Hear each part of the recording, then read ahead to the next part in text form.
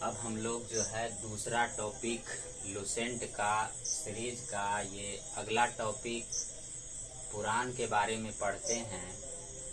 पुराण से संबंधित प्रश्न जो है छोटे छोटे प्रश्न परीक्षाओं में पूछ लिए जाते हैं। इस कारण से आपको पुराण को समझना आवश्यक हो जाता है। तो वैदिक साहित्य में हम लोगों ने वेद पढ़ा और वेद के बारे में यह पढ़ा कि वेद को पढ़ने की अनुमति स्त्रियों और शूद्रों को नहीं थी, ना ही वे सुन सकते थे। मगर पुराण जो है ये पुराण के संदर्भ में ऐसा वर्णन किया गया है कि पुराणों को स्त्रियां भी और शूद्र भी सुन सकते थे। यानी इसके अंतर्गत जो कहानियां दी गई है उनको सभी लोग सुन सकते थे। तो पुराण के अंतर्गत आता है कि कौन सी चीजों की जानकारी मिलती है।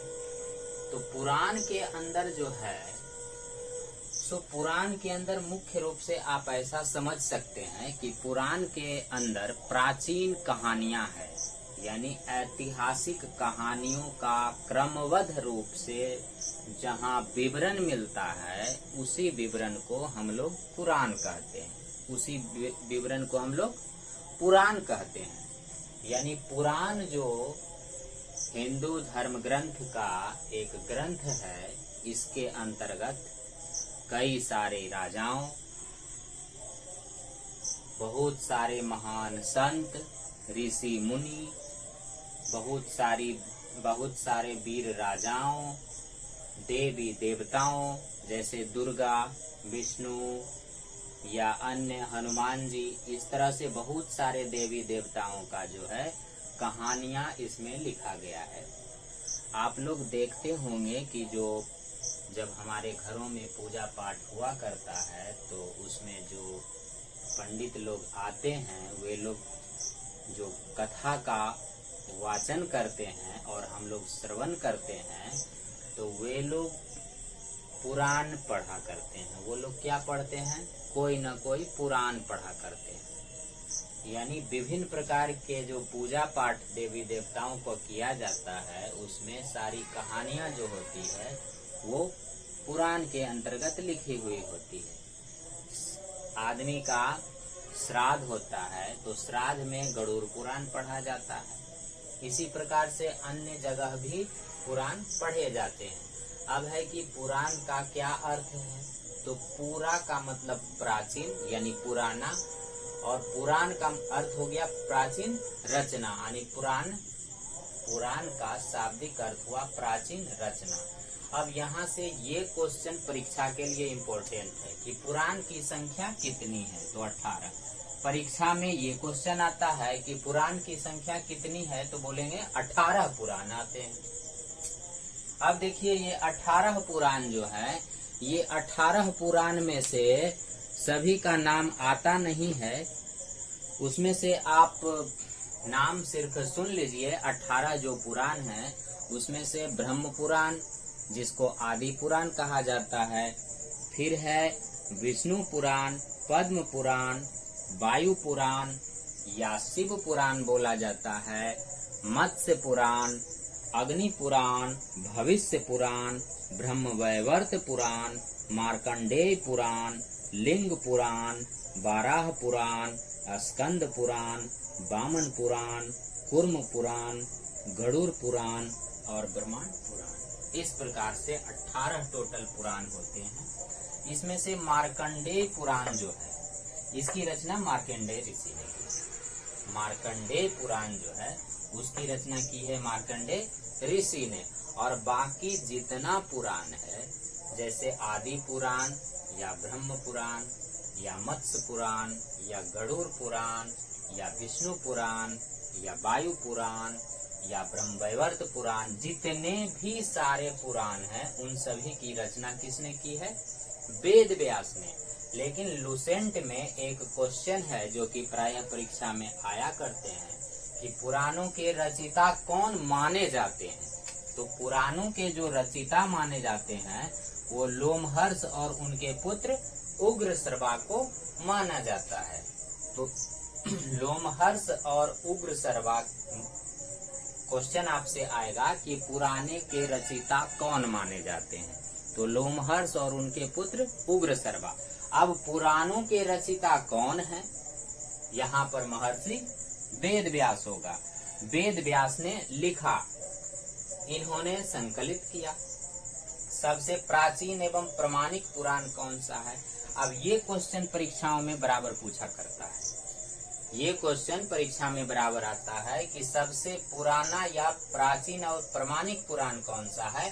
तो मत्स्य पुराण है।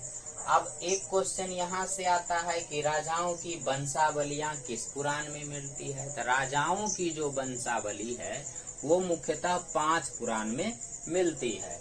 मत्स्य पुराण, वायु पुराण, विष्णु पुराण और ब्रह्म पुराण और भागवत पुराण। सबसे प्राचीन वाला जो मत्स्य पुराण है उसमें राजा की वंशावली है। और मत्स्य पुराण में किस राजा की वंशावली है? तो आंध्र सातवाहन वंश का। सातवाहन वो भी बहुत पुराना वंश है और ये बहुत सबसे पुराना जो मत्स्य पुराण है उसी में पुराना वंश यानी आंध्र वंश, आंध्र सातवाहन वंश जो है ये मत्स्य पुराण में इसकी जानकारी, इस राजा की वंशावली इसमें पाई जाती है। दूसरा वायु पुराण, इसमें गुप्त वंश के बारे में आप जानिएगा। विष्णु पुराण है, इसमें आप मौर्य वंश के बारे में समझिएगा। इसी प्रकार से ब्राह्मण पुराण और भागवत पुराण में भी राजा की वंशावली पाई जाती है। तो हम लोगों का परीक्षा में जो क्वेश्चन है कि राजाओं की वंशावली किन पुराणों में पाई जाती है, तो राजाओं की वंशावली मुख्य रूप से 5 पुराण में है। 5 पुराण कौन कौन? सबसे पहला पुराना वाला पुराण ले लेंगे तो मत्स्य पुराण होगा। दूसरा वायु पुराण, तीसरा विष्णु पुराण, चौथा ब्रह्म पुराण और 5वां भागवत पुराण। इस प्रकार से हम लोग को रिलेट करके रख सकते हैं। एक तो सबसे पुराना वाला तो मत्स्य हो गया, एक गुप्त वाला यानी कि वायु पुराण हो गया, और दूसरा विष्णु और भागवत को अटैच कर दीजिए तो विष्णु पुराण, चूंकि भागवत यानी कि भागवत भी विष्णु से रिलेटेड हुआ तो भागवत पुराण और विष्णु पुराण, और एक ब्रह्म पुराण, एक कौन सा? ब्रह्म पुराण। इसमें राजा की वंशावलियां ये 5 में पाई जाती है। अब मत्स्य पुराण में किस वंश की जानकारी मिलती है? यहाँ से क्वेश्चन आता है, परीक्षाओं में पूछा जाता है कि मत्स्य पुराण में किस वंश की जानकारी मिलती है। तो पुराना में पुराना सेट कर दीजिए कि मत्स्य पुराण सबसे पुरान है और सबसे पहले वाला सातवाहन वंश, ऐसे रिलेट कर सकते हैं। या फिर इसको कुछ ऐसा सोच सकते हैं, वाहन, वाहन जो है वो मछली है यानी मत्स्य, मछली को आप वाहन बना सकते हैं यानी मत्स्य वाहन, यानी आंध्र सातवाहन का रिलेशन बना दीजिए किससे? मत्स्य पुराण से। अब वायु पुराण, ये भी इम्पोर्टेंट है कि वायु पुराण में किस वंश की जानकारी मिलती है। तो इसका ट्रिक लगा सकते हैं कि भाई वायु गुप्त है तो गुप्त वंश से। वायु क्या है? वायु दिखती नहीं है यानी वायु गुप्त है, तो वायु गुप्त है तो गुप्त वंश से, दिखाई नहीं पड़ती है। अब तीसरा है विष्णु पुराण, तो विष्णु पुराण का ट्रिक लगा सकते हैं कि विष्णु पुराण यानी समझिए कृष्ण भगवान, उनके माथे पर क्या रहता है? मोर की पंखुड़ी रहती है, मोर रहता है यानी मौर्य वंश। विष्णु भगवान के माथे पर मोर रहता है यानी मौर्य वंश। यानी विष्णु पुराण में किस वंश की जानकारी है? तो मौर्य वंश की। तो 3 पुराण अभी मैंने आपको बताया। पहला मत्स्य पुराण, तो मत्स्य सबसे प्राचीन पुराण है, सबसे प्राचीन वंश को जोड़िए, सातवाहन, आंध्र सातवाहन वंश, आंध्र सातवाहन वंश, या मछली वाहन बना दीजिए यानी मत्स्य पुराण। वाहन यानी वाहन का मतलब क्या? आंध्र सातवाहन, वाहन मतलब सातवाहन, तो आंध्र सातवाहन हो गया। अब वायु पुराण में किस वंश की जानकारी मिलती है? तो वायु गुप्त है तो गुप्त वंश, वायु गुप्त है तो गुप्त वंश, तो वायु पुराण में गुप्त वंश की। अब विष्णु पुराण, तो विष्णु यानी कृष्ण यानी माथे पर मोर, मोर का मुकुट यानी मौर्य वंश, यानी मौर्य वंश। तो इस प्रकार से ये इसका ट्रिक हो गया। अगला क्वेश्चन है कि सामाजिक एवं सांस्कृतिक दृष्टि से कौन सा पुराण अधिक महत्व का है? तो सामाजिक और सांस्कृतिक दृष्टि से अग्नि पुराण सबसे ज्यादा महत्वपूर्ण है। इसका प्रयोग सांसारिक कार्यों में अत्यधिक मात्रा में होता है। इसमें राजतंत्र का वर्णन है और इसमें कृषि संबंधी वर्णन दिए गए हैं। और कृषि संबंधी वर्णन होने के कारण, प्रशासन व्यवस्था से वर्णन होने के कारण ये आदमी के प्रैक्टिकल लाइफ में ज्यादा उपयोग किया जाता है। यानी कि कहे तो सोशल एंड कल्चरल एक्टिविटी में, यानी कि समाज में इसका ज्यादा उपयोग होता है अग्नि पुराण का। तो इस प्रकार से सबसे अधिक हम लोग प्रयोग जो करते हैं वो कौन सा पुराण है? अग्नि पुराण। सबसे पुराना पुराण मत्स्य पुराण। वायु पुराण में किस वंश का? गुप्त, वायुगुप्त यानी गुप्त वंश। अग्नि पुराण में क्या है? तो सामाजिक एवं सांस्कृतिक दृष्टि से सबसे अधिक महत्वपूर्ण है। मौर्य वंश किस पुराण में? विष्णु पुराण में। आंध्र सातवाहन वंश सबसे पुराना सेट करिए तो मत्स्य पुराण, यानी मत्स्य पुराण में किस वंश की जानकारी है? आंध्र सातवाहन वंश का। कितने पुराण में राजवंशों की जानकारी मिलती है? टोटल 5 में कौन कौन? सबसे पुराना उठा लीजिए, मत्स्य पुराण, वायु पुराण, विष्णु पुराण, ब्रह्मण पुराण और भागवत पुराण। इस प्रकार से हो गए। अब पुराणों के रचयिता कौन माने जाते हैं? तो लोमहर्ष एवं उग्रसर्वा। ये इम्पोर्टेंट वाले में मैंने टिक लगा दिया है, इनको याद जरूर रखिए और बाकी इसको भी पढ़ लेना है। अब हम लोग अगला टॉपिक देखते हैं। आइए फ्रेंड्स, अब हम लोग देखते हैं कि प्राचीन इतिहास को जानने का स्रोत जो ये टॉपिक चल रहा है, जिसमें कि हम लोग सबसे पहले प्राचीन इतिहास को जानने के स्रोत में सबसे पहले साहित्यिक ग्रंथ को देखे थे। अभी तक हम लोगों ने साहित्यिक जो ग्रंथ है, साहित्यिक ग्रंथ जिसमें वेद, वेदांग, ब्राह्मण, आरण्यक, उपनिषद, पुराण, ये सारे जो ग्रंथ आए थे ये सब के सब साहित्यिक ग्रंथ थे। और ये साहित्यिक ग्रंथ का सीरीज हम लोग खत्म कर चुके हैं। और अब प्राचीन इतिहास के जानने का जो स्रोत है उसमें से दूसरा टॉपिक जो है जानने का, जो स्रोत में दूसरा है वो है ऐतिहासिक ग्रंथ। तो ऐतिहासिक ग्रंथ का हम लोग अब सिलसिलेवार ढंग से अध्ययन करने जा रहे हैं। ऐतिहासिक ग्रंथ से भी बहुत सारे प्रश्न परीक्षाओं में पूछे जाते हैं, इसीलिए ऐतिहासिक ग्रंथ के बारे में जानते हुए आपको समझना है कि ऐतिहासिक ग्रंथों से किस प्रकार हमें प्राचीन इतिहास के बारे में जानकारियां मिलती है और इससे संबंधित लेखक किताब को आपको याद करते हुए आगे बढ़ना है। तो चलिए, सबसे पहले ऐतिहासिक ग्रंथ में हमारे पास जो प्राचीन इतिहास को जानने का स्रोत है वो है ऐतिहासिक ग्रंथ में बौद्ध ग्रंथ। पहला ग्रंथ कौन सा हो गया? बौद्ध ग्रंथ, यानी बुद्ध का ये ग्रंथ है, बौद्ध धर्म वाले का ये ग्रंथ है। इसमें सबसे पहला जो नाम आता है वो जातक का आता है। सबसे पहला नाम किसका आता है? जातक। जातक एक किताब है, एक ग्रंथ लिखा गया है जो कि बौद्ध धर्म का है और इसमें बुद्ध के पूर्व जन्म की कहानियां लिखी हुई है, जिससे प्राचीन इतिहास की जानकारी प्राप्त होती है। तो यहाँ आपसे क्वेश्चन क्या कहा जाएगा? यहाँ कहा जाएगा कि जातक किस धर्म का ग्रंथ है? तो बौद्ध धर्म का। पूछेगा कि जातक में बुद्ध के पूर्व जन्म की कथा किस किताब में वर्णित है? जातक। बुद्ध के पूर्व जन्म की कथा किस किताब में वर्णित है? जातक। जातक में क्या लिखा गया है? तो बुद्ध के पूर्व जन्म की कथा। अब इसी बौद्ध ग्रंथ में जो है बौद्ध धर्म को दो भागों में बाद में आप लोग देखेंगे, पढ़ेंगे जब बौद्ध धर्म, तो उसमें देखेंगे कि बौद्ध धर्म बाद में दो संप्रदायों में बंट जाता है। एक संप्रदाय को महायान कहते हैं और दूसरे संप्रदाय को हीनयान कहा जाता है। तो ये जो दो संप्रदाय है इसमें से अभी हम सिर्फ ग्रंथ पर ध्यान देंगे, बाकी चीज बाद में देखेंगे। तो हीनयान जो संप्रदाय होता है, हीनयान का एक प्रमुख ग्रंथ है जिसको कथा वस्तु कहते हैं। उस ग्रंथ का नाम क्या है? कथा वस्तु। तो यहाँ से क्वेश्चन इस प्रकार से पूछा जाता है कि कथा वस्तु किसका एक धर्म ग्रंथ है। ऑप्शन में देगा हीनयान, महायान और 2 ऑप्शन दे देगा। तो आपको याद रखना है कि हीनयान का प्रमुख ग्रंथ कथा वस्तु है। हीनयान का प्रमुख ग्रंथ कथा वस्तु है। कथा वस्तु किसका ग्रंथ है? हीनयान का। और अगला क्वेश्चन इस यहाँ से और राइज होता है कि कथा वस्तु में क्या लिखा गया है। तो बुद्ध का जीवन चरित्र लिखा गया है। बुद्ध के जीवन चरित्र को दर्शाया गया है कथा वस्तु में।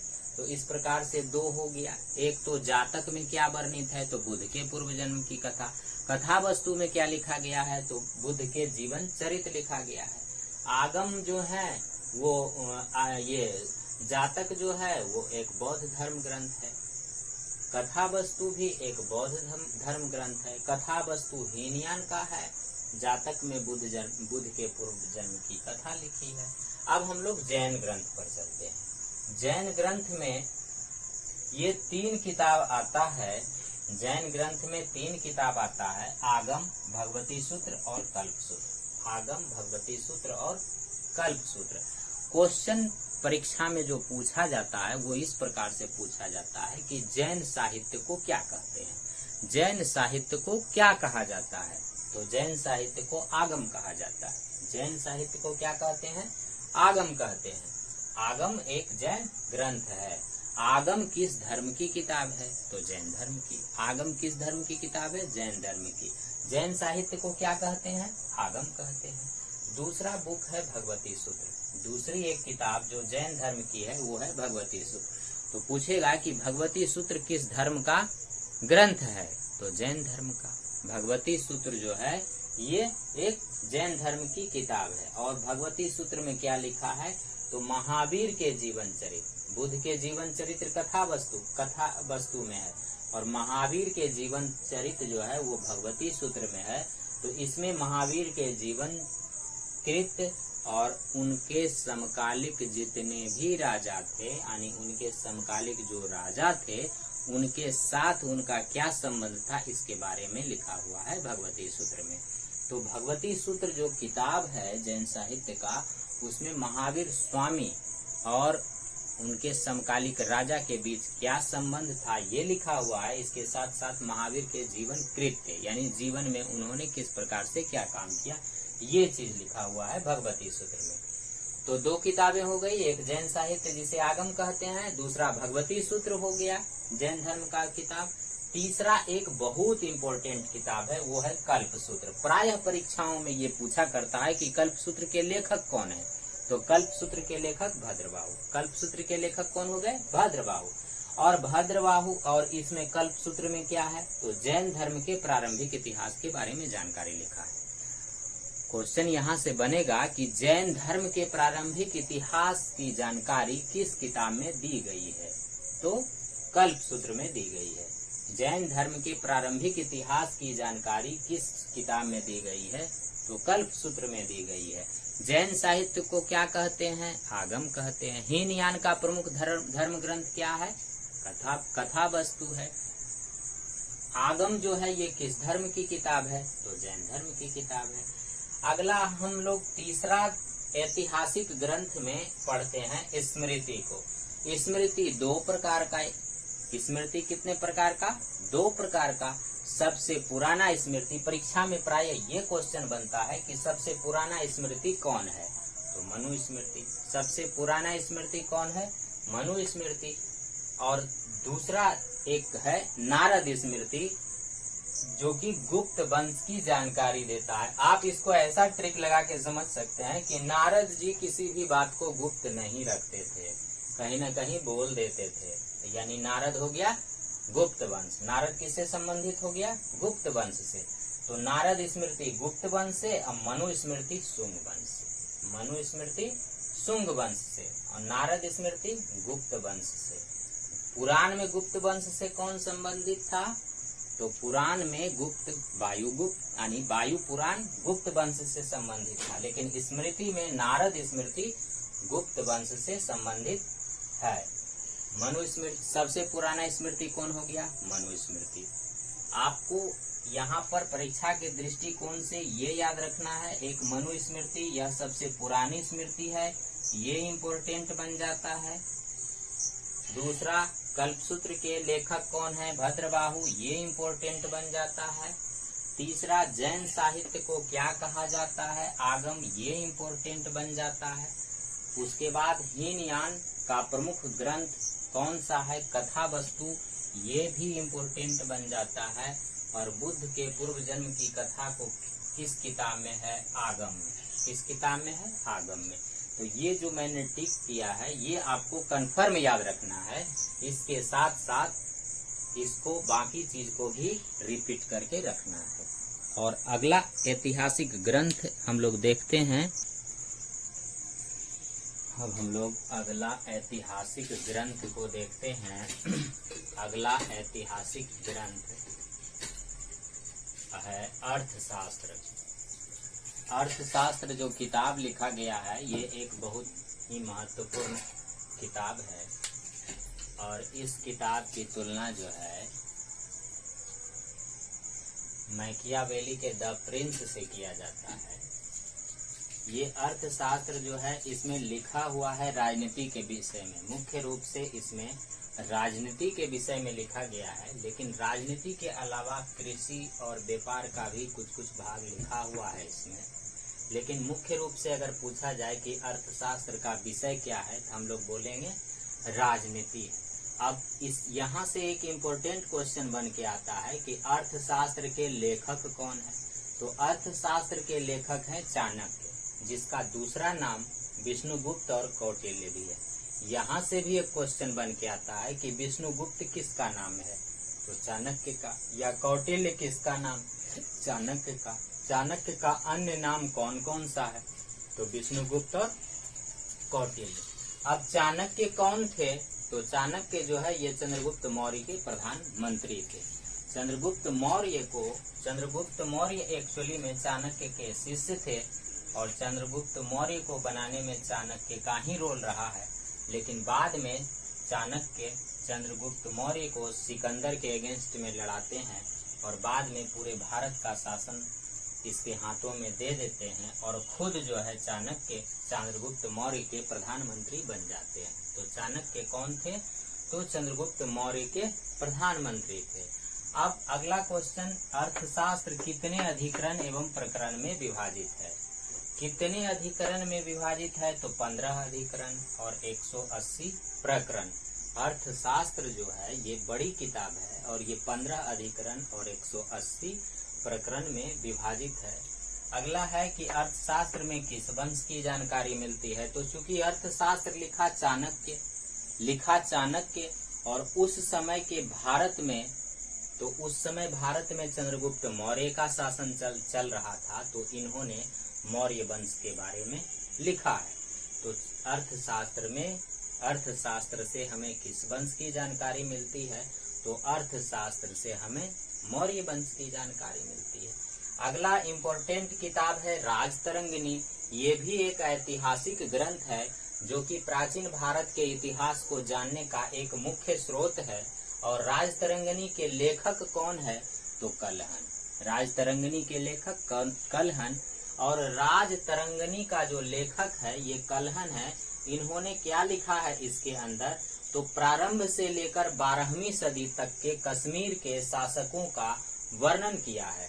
यानी कश्मीर के राजाओं का जो एक किताब है उसका नाम है राजतरंगिणी। यानी राजतरंगिणी एक ऐसी किताब है जिसमें कश्मीर के राजाओं का वर्णन है, कश्मीर के राजाओं के बारे में लिखा गया है। और राजतरंगिणी कविता के रूप में लिखा गया संस्कृत ग्रंथ है। यानी राजतरंगिणी संस्कृत में है और इसमें जो राजाओं का वर्णन किया गया है वो श्लोकों के रूप में किया गया है।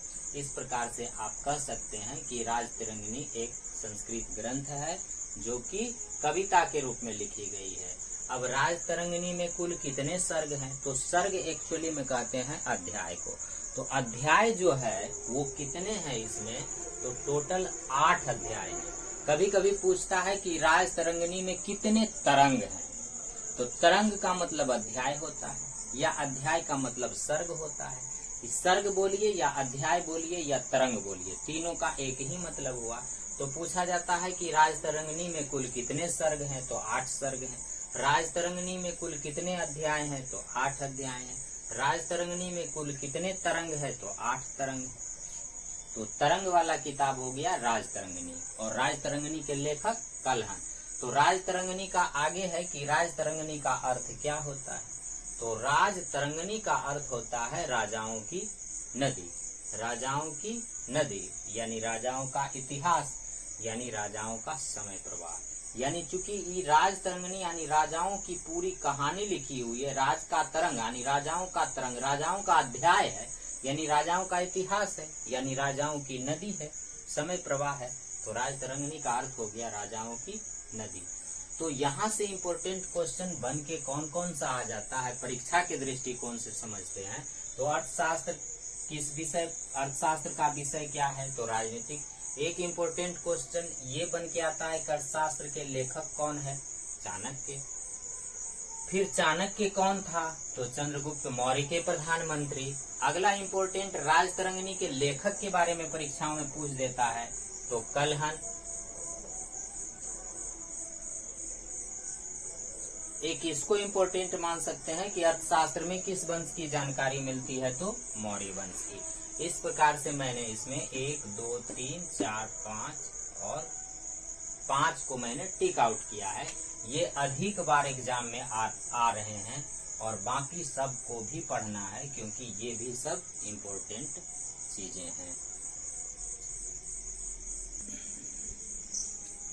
मेरे प्रिय विद्यार्थियों, अभी आप पढ़ रहे हैं भारत के प्राचीन इतिहास को जानने का स्रोत, और इस स्रोत भारत के इतिहास को आपको YouTube पर और मिल जाएंगे। खान सर का वीडियो यानी खान जीएस रिसर्च सेंटर, उन्होंने फिर एडिटोरिया वालों ने, इस प्रकार से ज्ञान बिंदु वालों ने भी बहुत अच्छा बताया है। आप उसका भी टॉपिक देख सकते हैं, उनका टॉपिक भी बहुत ही बेहतरीन बताया गया है। हम यहाँ अब शुरू कर रहे हैं प्राचीन इतिहास को जानने का जो स्रोत है, उसमें से ऐतिहासिक ग्रंथ में 6ठा नंबर आता है चचनामा का। चचनामा, ये सब जो पुस्तकें लिखी गई है, ये सब जो ऐतिहासिक ग्रंथ लिखे गए हैं, इन ग्रंथों का खास करके इनका लेखक का नाम पूछा करता है। तो आपको क्या करना है कि इनका लेखक का नाम एकदम रट लेना है। लेखक के नाम को बार बार पढ़ना है, बार बार पढ़ने से आपको चीजें याद हो जाएगी। तो चचनामा जो है, चचनामा के जो लेखक हैं वो अली अहमद हैं। चचनामा एक ग्रंथ है, एक किताब है, इसके लेखक कौन हो गए, अली अहमद। चचनामा के लेखक अली अहमद। यह पुस्तक चचनामा जो है, ये एक परिस्थिति बस लिखी गई है। यह उस समय लिखा गया था जब भारत पर अरबों ने आक्रमण कर दिया। अरबवासी जो हैं वो भारत पर आक्रमण कर देते हैं, और आक्रमण के फलस्वरूप सिंध पर विजय प्राप्त कर लेते हैं। अभी सिंध पाकिस्तान में है, लेकिन उस समय जब आक्रमण हुआ, उस समय भारत विभाजित नहीं हुआ था, पाकिस्तान अलग नहीं हुआ था, और सिंध हमारे भारत में ही था। तो सिंध पर विजय प्राप्त कर लिया किसने, अरबों ने। तो इसकी कहानी टोटल लिखी है चचनामा पुस्तक में। तो इसका विषय क्या हो गया, ये जो लेखक अली अहमद है, इस चचनामा का विषय क्या हो गया, तो अरबों की सिंध विजय की कहानी लिखी हुई। अरब के सिंध विजय किस प्रकार से किया जाता है, उसकी टोटल वृतांत, विजय वृतांत की गाथा चचनामा में है। तो चचनामा से क्वेश्चन आएगा कि चचनामा में, चचनामा का विषय क्या है, तो चचनामा का विषय है अरबों की सिंध विजय, अरबों की सिंध विजय की कहानी है। अगला किताब है अष्टाध्यायी। ये बहुत इम्पोर्टेंट किताब है, और इसके लेखक हैं पाणिनि। ये एग्जाम में कई बार आ चुका है। अष्टाध्यायी के लेखक कौन है, पाणिनि। अष्टाध्यायी के लेखक पाणिनि। और ये जो अष्टाध्यायी किताब है, ये सबसे पहला लिखा गया संस्कृत व्याकरण है। यानी क्वेश्चन आता है कि संस्कृत व्याकरण की पहली पुस्तक कौन सी है, तो हम क्या बोलेंगे, अष्टाध्यायी। पूछेगा अष्टाध्यायी के लेखक कौन है, तो पाणिनि। संस्कृत व्याकरण की पहली किताब कौन सी है, तो अष्टाध्यायी। अब ये इसमें है क्या लिखा हुआ, तो इसमें मौर्य के पहले का इतिहास लिखा हुआ है, और मौर्य युगीन राजनीतिक अवस्था का वर्णन किया गया। यानी मौर्य के समय का राजनीतिक अवस्था क्या था उसका वर्णन है, और उसके तुरंत पहले वाला का है। यानी मौर्य के पहले का इतिहास और मौर्य युगीन राजनीतिक अवस्था का वर्णन किया गया है। अगला किताब है गार्गी संहिता। इसके लेखक हैं कात्यायन। एग्जाम में पूछा करता है कि गार्गी संहिता के लेखक कौन है, तो कात्यायन। गार्गी संहिता के लेखक है कात्यायन। यह एक ज्योतिष ग्रंथ है। गार्गी संहिता जो है ये एक ज्योतिष ग्रंथ है, और इसका विषय जो है वो भारत पर यवन आक्रमण का वर्णन है। भारत पर अरब आक्रमण चचनामा में, भारत पर अरब आक्रमण चचनामा में, और भारत पर यवन या यूनानियों का, जैसे यूनानी में सिकंदर थे तो वैसे ही यूनानियों का जो आक्रमण है वो है वर्णन गार्गी संहिता में। यानी भारत पर यूनानी आक्रमण या यवन आक्रमण का वर्णन है गार्गी संहिता में, और भारत पर अरब आक्रमण का वर्णन है चचनामा में। चचनामा के लेखक अली अहमद और गार्गी संहिता के लेखक कात्यायन। तो इसका विषय हो गया भारत पर यवन आक्रमण का वर्णन। अब एक बहुत ही इम्पोर्टेंट किताब है महाभाष्य, जिसके लेखक पतंजलि। ये भी एग्जाम में कई बार आ चुका है कि महाभाष्य के लेखक कौन है, पतंजलि। महाभाष्य के लेखक कौन हो गए, पतंजलि। क्वेश्चन ये भी आता है कि पतंजलि किसके पुरोहित थे, तो पुष्यमित्र शुंग के। अब ये पुरोहित और यजमान की कहानी क्या होती है, तो हम लोग जो हुए वो यजमान होते हैं। यानी हम लोगों के घर में पंडित जी पूजा कराने आते हैं, तो मतलब पंडित जो हो गए वो हमारे पुरोहित हो गए। जो पंडित जो पूजा कराने वाले हो गए वो हमारे पुरोहित हो गए, और हम लोग उसका यजमान हो गए। यानी पुरोहित कहा जाता था पंडित को। तो पुरोहित पतंजलि किसका पुरोहित था, तो पुष्यमित्र शुंग के। पुष्यमित्र शुंग राजा थे और उनके यहाँ पूजा पाठ कराने जाते होंगे पतंजलि, तो पतंजलि पुरोहित थे और ये यजमान थे। तो पतंजलि किसका पुरोहित था, तो पुष्यमित्र शुंग का। अब जो जहाँ का रहेगा उसी का तो गुणगान करेगा। तो ये जो अपना किताब महाभाष्य लिखे हैं, इसमें क्या लिखे हैं, तो शुंग वंश के इतिहास का वर्णन किए। पहले यही कहानी होती थी कि जो भी पुरोहित जिसके दरबार में रहता था उस राजा उस वंश का वर्णन करता था। तो चूंकि पतंजलि रहता था पुष्यमित्र शुंग के पास, जो कि शुंग वंश का प्रतापी राजा था, तो शुंग वंश के इतिहास के बारे में लिख दिया किसने, पतंजलि ने। कौन सी किताब में, महाभाष्य में। इस प्रकार से ऐतिहासिक जो ग्रंथ है इसका सिलसिला अब जो है खत्म होता है। अब आगे हम लोग जो है वो पढ़ेंगे विदेशी यात्रियों से मिलने वाला विवरण के बारे में, जो कि प्राचीन इतिहास को जानने का स्रोत है। ये अब हम लोग नेक्स्ट वीडियो में पढ़ेंगे।